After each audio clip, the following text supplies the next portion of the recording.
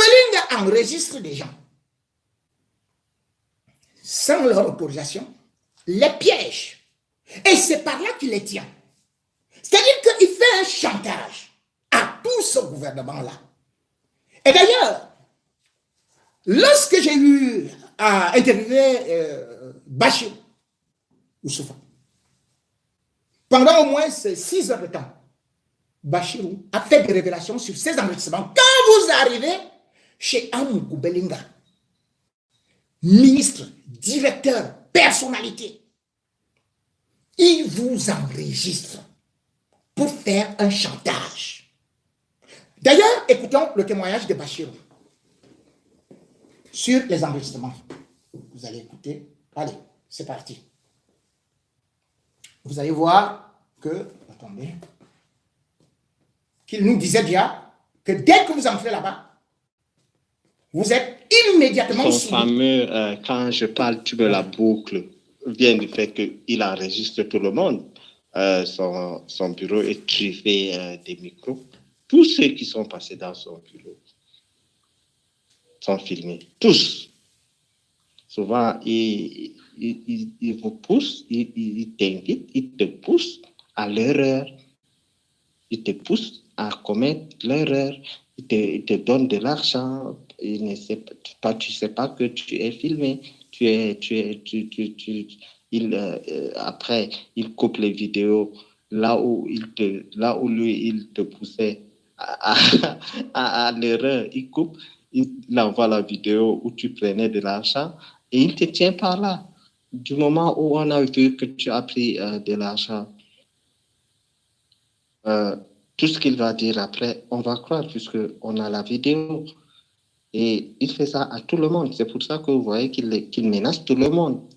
Et souvent, il organise des trucs pareils sans que lui-même il ne soit sur place. Une fois, c'était, je crois, en 2018, pendant les campagnes présidentielles, où il avait fait l'exploit d'inviter, je crois, 5 ministres, où il les avait tous mis sur écoute. Il a mis des micros dans leur voiture. Et l'électronicien avait réussi à placer les micros, je crois, dans 3 voitures.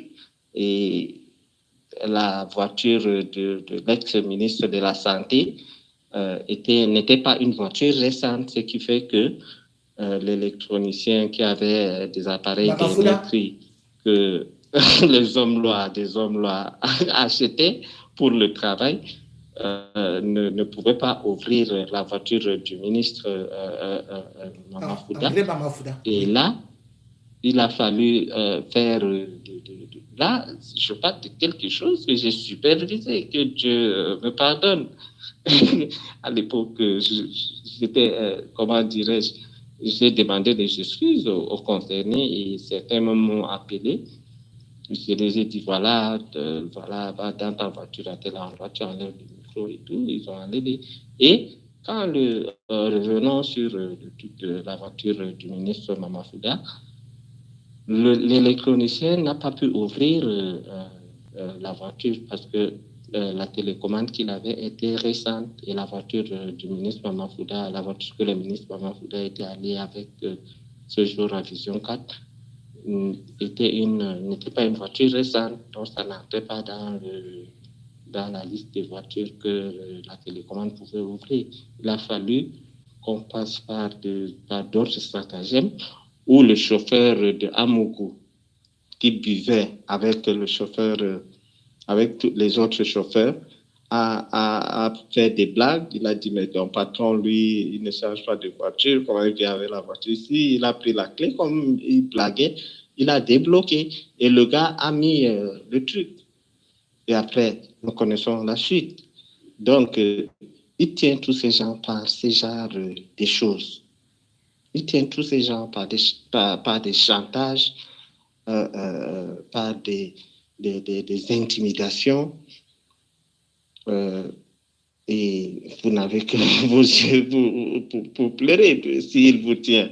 Et les ministres, c'est généralement le week-end que lui, qu'il suit, que le PDG lui-même suit les opérations. parce que les week-ends, généralement, certains ministres sortent seuls, ils partent chez leurs petites amies, et ils causent, ils disent des choses que je ne peux pas prononcer ici, des trucs pervers et tout. Et l'autre, à ça, il coupe une partie, il l'envoie, il dit voilà, c'est comment envoyer. Les ministres disent, ne sachant pas que c'est Amougou lui-même qui fait sont obligés de marcher. C'est comme ça qu'il menace tout le monde. C'est comme ça qu'il menace tout le monde. Donc, ce qui est marrant dans cette histoire, après tout, c'est que j'ai... On va d'abord arrêter. Parce que je vous ai dit, j'ai beaucoup d'éléments. Mais il a dit quelque chose, il tient les ministres par des enregistrements. Et ces enregistrements, comme je vous ai dit, se font parfois comme dans son bureau, ou alors, comme Bachirou l'avait raconté, c'est dans la voiture. Moi, je peux vous dire qu'il y a des audios où vraiment, Issa-Chiroma, moi j'ai tes audios, hein, où tu gémis là,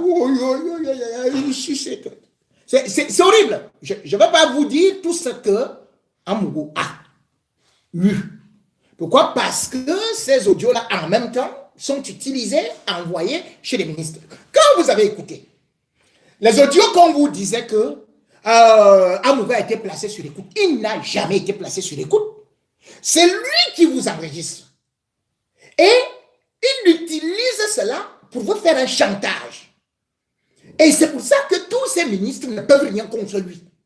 Bon, vous voyez par exemple, je vous prends le truc de la conversation, que ce soit avec le secrétaire général de la DGSN, et même, je peux vous prendre un exemple, c'est l'enregistrement avec l'épouse de Fouda, l'amiral Fouda.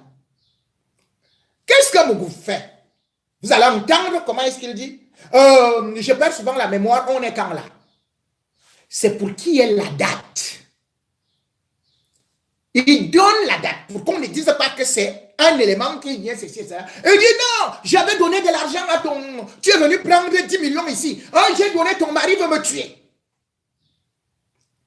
Avec ça, il cogne d'abord les têtes entre Fouda, qui ne savait même pas que sa femme allait chez los hommes là.